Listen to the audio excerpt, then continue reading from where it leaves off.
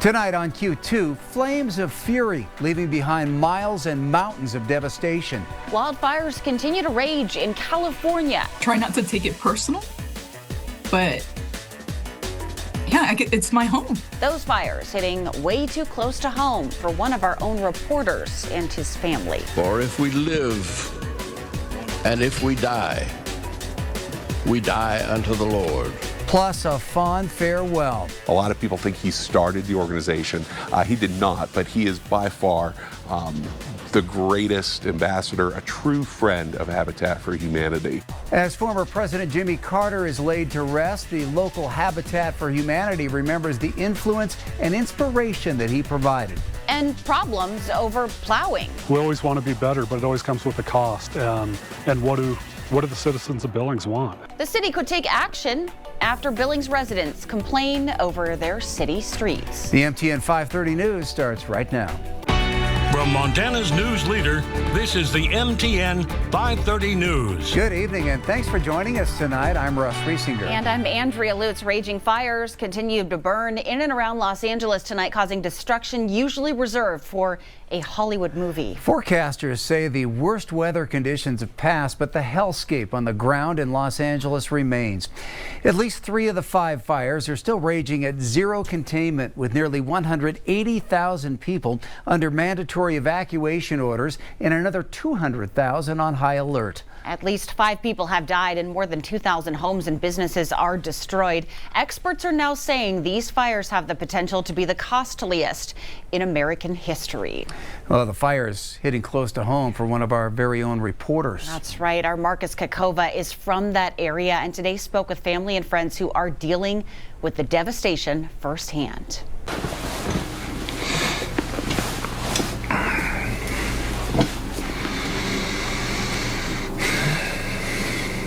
Just about 5 years ago, I moved away from home, right outside of Los Angeles, in the hopes of becoming a great journalist. With me came my girlfriend, Natalie, who, being away from home is proving to be more difficult than ever now that the Eaton fire threatens the lives of the ones we love. If someone you cared for called and told you something like, I couldn't see anything. It was like a fog, like a huge smoke fog. Pasadena, Altadena, they don't look like it's completely like gone. You'd worry. It's really scary. Now, put more than 1,000 miles between the two of you, and that's what sisters Natalie Beasley and Raquel Sascoon are going through. I'd asked her what street she lived off of so that maybe if I was watching the news, I could figure out like if her house was okay or not, because we didn't really know. She's the second person I called on the way out to distract me from, distract myself from seeing like a nightmare that's happening.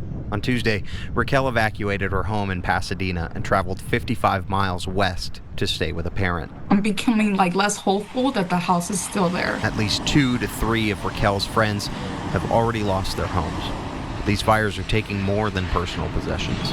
They're claiming culture and community. A lot of culture in LA's and Altadena and Pasadena. It's very hard for people that don't live or have experienced like beautiful things in LA to understand what's going on. But Raquel says she's seen more people come together than fall apart.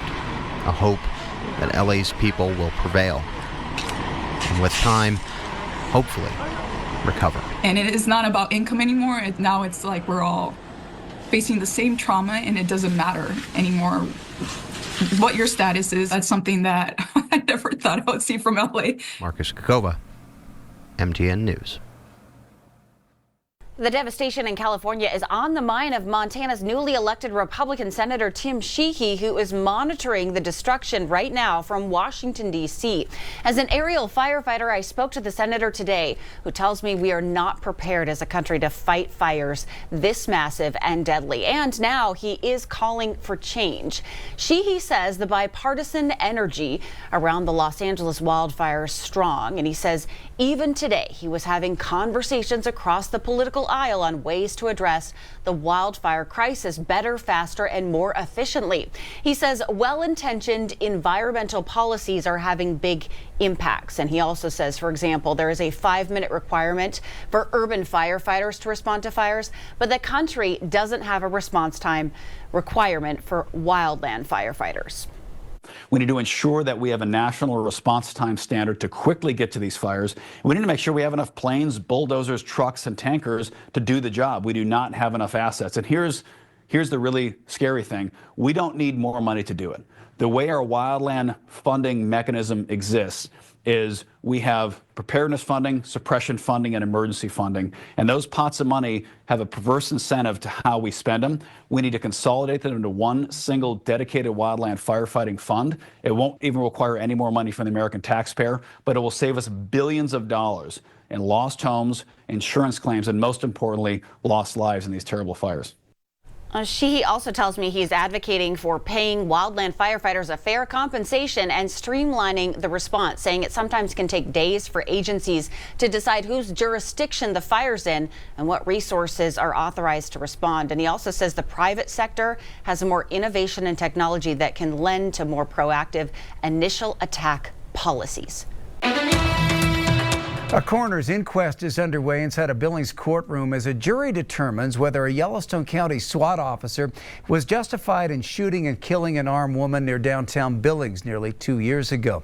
35-year-old Valine Not Afraid led police on a chase through downtown and the Heights back in March of 2023 after stealing a car and firing a gun. That's according to police. The chase ended when Not Afraid hit 2 uninvolved vehicles and damaged her car, and then allegedly refused to get out of her vehicle for 2 hours. The standoff ended when SWAT officers deployed gas into her vehicle. Not Afraid then allegedly pointed her gun at officers and was shot and killed by a Yellowstone County SWAT officer. The county attorney will consider the verdict of the inquest to decide whether to file criminal charges. Meantime, the prosecution wrapped up its case today in the long-awaited deliberate homicide trial of Jacob Troxel. The 31-year-old Troxel has been charged in the August 2022 shooting death of 29-year-old Michael Duran, a crime that was captured on our Q2 security cameras. In that incident on North 32nd Street and 4th Avenue, Troxel is seen confronting Duran before eventually shooting him 7 times. The defense will begin its testimony tomorrow, with the trial expected to stretch into next week. Americans are observing a national day of mourning today as the life of former President Jimmy Carter was celebrated at a state funeral. The 39th president is being remembered not only for his service in office, but also for his extraordinary service to the world after leaving office. That includes his work with Habitat for Humanity, which he began in 1984. Tonight, our David J. caught up with the local chapter here to learn about the influence and inspiration that President Carter had on their work. The Habitat for Humanity group here in Billings celebrated with a wall raising on its 96th home. Some here say they've been inspired by President Carter to serve people and help people and to build homes. 1, 2, 3. It's been a common sight for years in the Billings Heights. Volunteers and donors raising walls near Wicks and Hawthorne. A big step in building a Habitat for Humanity home. It's a place that you're able to go home to every night, to be able to tuck your children in, to know that there's somewhere to go that's warm. Melissa Knuckles and her daughter Kimberly will live here when it's all done. They have been putting in the sweat equity working on other Habitat homes as well. 17-year-old Kimberly thinks about what this means for her 2 sisters, ages 3 and 1. I grew up living in apartments, and they get to live in a house, and I'm so happy for them. They get to have a place to run in about a backyard and have a dog and paint the room crazy colors if they want. And that's pretty awesome too. That's why President Jimmy Carter helped build so many houses with Habitat for Humanity, starting in 1984, 4 years after he left office. President Carter was just a wonderful light and a beacon of hope for families struggling in this country, particularly with housing issues. Jim Woollyhand is the executive director for the Mid-Yellowstone Valley Habitat for Humanity and says his organization drew inspiration from President Carter. 2 people from Billings, including Jesse Gonzalez, went down to Haiti in 2011 after the earthquake to work alongside Jimmy and Rosalind Carter. I believe he studied the Bible and he conducted himself in the way that the Lord wanted good people like him to inspire people to be, again, to help. He bridged that political gap because everyone agrees Jimmy Carter was a wonderful humanitarian. And I have no doubt that the legacy that Jimmy Carter has with Habitat will continue for decades.